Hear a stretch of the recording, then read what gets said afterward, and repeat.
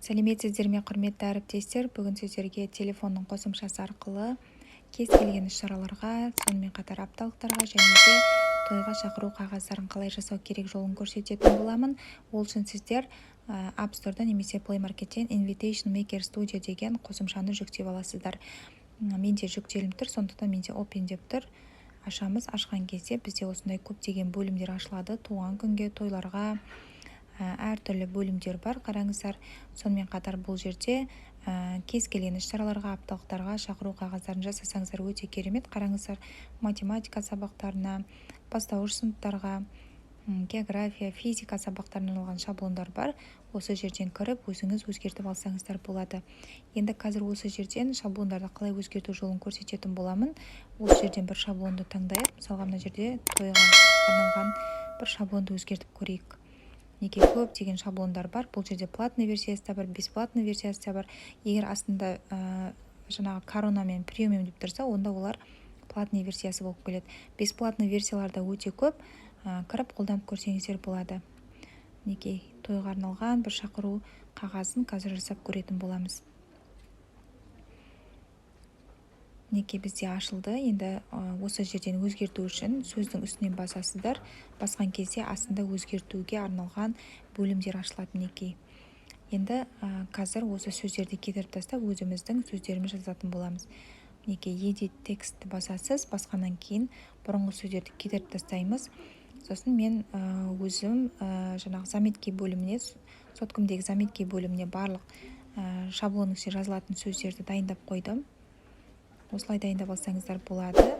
Неге құрметті деп шықты. Енді бұл жерде сайыз бөліміне барсаңыз, осы құрметті деген сөзді үлкейтіп кішірейтуге болады. Және саусақтың көмегімен кез келген жерге қойсаңыздар болады. Жоғарыға, астына немесе ортаға деген сияқты. Енді қазір екінші сөзді өзгертеміз. Өзгерту үшін үстінен басасыз. Басқаннан кейін edit текст деген бар. Кетіріп тастайтын боламыз. Одан кейін заметки бөліміне барып, мысалға тойға кімді шақырасыздар? Мысалға Ерлан Айгүл деп қояйық. Құрметті Ерлан Айгүл пасте. Неге осыны енді жоғарыға қоятын боламыз. Енді бұл жерде жаңағы нелерін өзгертуге болады, үлкейтіп кішірейтуге болады. Настройкасын өздеріңіз жасап алсаңыздар болады. Неге осылай. Мына жерде end деген сөздер бізге керек емес. Керек емес сөздерді мына жерде астында delete деген бар. Осыны бассаңыздар, осылай кетіп қалатын болады.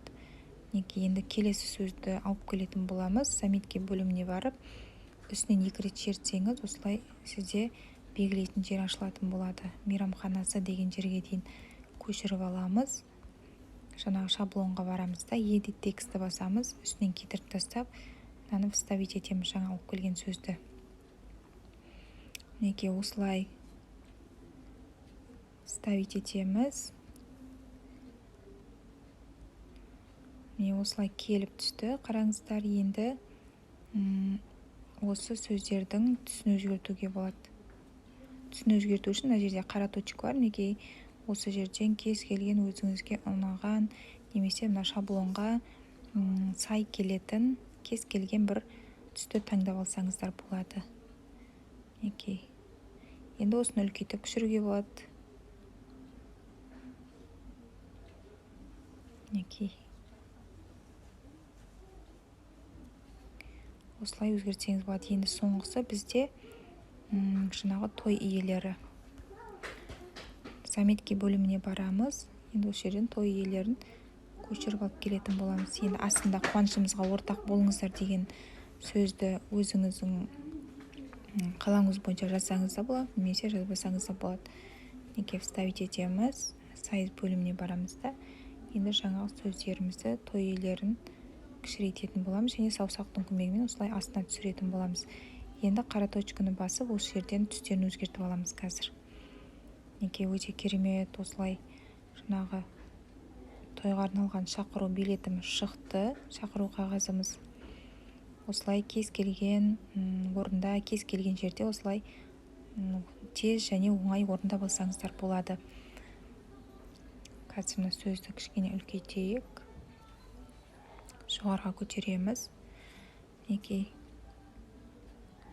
енді бұл жерде шаблон дайындап қойдық. Енді шақыратын адамдардың тек қана атын осылай edit текстке барып тек қана аттарын өзгертсеңіз болады.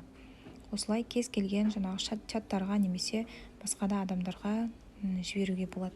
Енді осыны сақтау үшін жоғары жақта next деген бар. Бассаңыз сурет түрінде, PDF формат түрінде және шығарып алсаңыз болады. Image түрінде сақтаймыз. Енді сақтап алдық, ол автомат түрде галереямызға келіп түсетін болады. Қазір көреміз.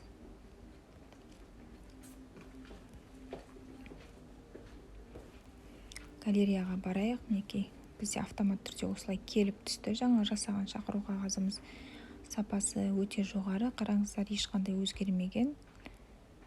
Осылай кез келген чаттарға немесе басқа да адамдарға жіберуге болады. Осы ұсынған видео ұнаса, пайдалы болса, лайк басып пікір қалдыруды ұмытпаңыздар.